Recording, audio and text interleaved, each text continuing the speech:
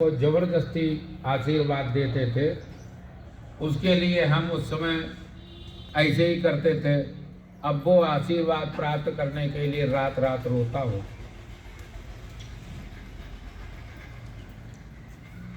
ये चाहता हूँ कि कुछ नहीं, कभी ख्वाब और सपनों ही में आके हमें आशीर्वाद दे।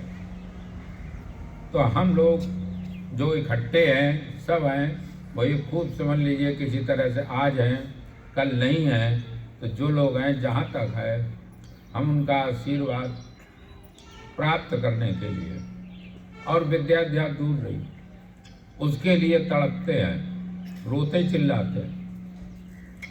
अब वो कहते थे कि भैया मरने के बाद हम तुम्हारा ज़्यादा काम करेंगे। अभी लोग कहते हैं नंदुआ ज़्यादा चाहते, ये चाहते, तुम ऐसा मत सोचना, रोना मत। तो हमने कहा कि कोई वो नहीं है, करेंगे। तो देखते हैं कि बाबा जी सारे काम करते हैं, तो हम लोग संकल्प लें। हमें भी पैसे देते लोग, हम सबसे लेते इसलिए है कि बाबा जी का कार्य है, कोई मेरा कार्य नहीं।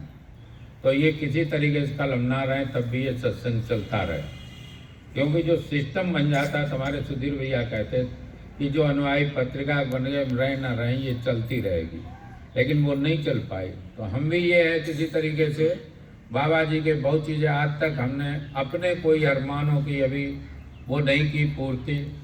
सबसे ज़्यादा ये है कि हमारे सुधीर भैया थे तो वो अति माने कर्मठ थे। 8 घंटे बैठ के पत्रिका का काम करते थे, घर का काम। ऐसे पुरुष थे, उनको ना कोई कहता कि इजाज़त तक मिल। हमारे पिताजी तो बात मानते थे, माताजी तो मानती थी, दादा तो मानते थे, भूमानंद तो मानते थे, हम तो मानते थे। ये तो घर की बात हुई।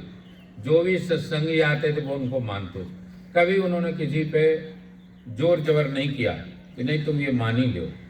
तो अब उनको जब वो हुए तो बाबा जी ने कहा कि संत थे, तो बाबा जी ने कहा भैया वो बाल योगी थे, तो ये नाम बाबा जी का दिया हुआ है। ऐसा नहीं किसी तरीके से बाबा जी कहते थे भैया हम भी ज़्यादा चाहते हैं। हमारी अम्मा भी तो जहाँ तक है उन्होंने कभी ये नहीं कि लाड़ में या प्रेम में हमें सब चाहते हैं तो ओवर उन पे काम या उन्हें ये कहा हो कि ये कर दो वो कर दो। ये वकील साहब जयवीर सिंह जी हैं, उन्होंने सेवा की, उनके साथ रहे।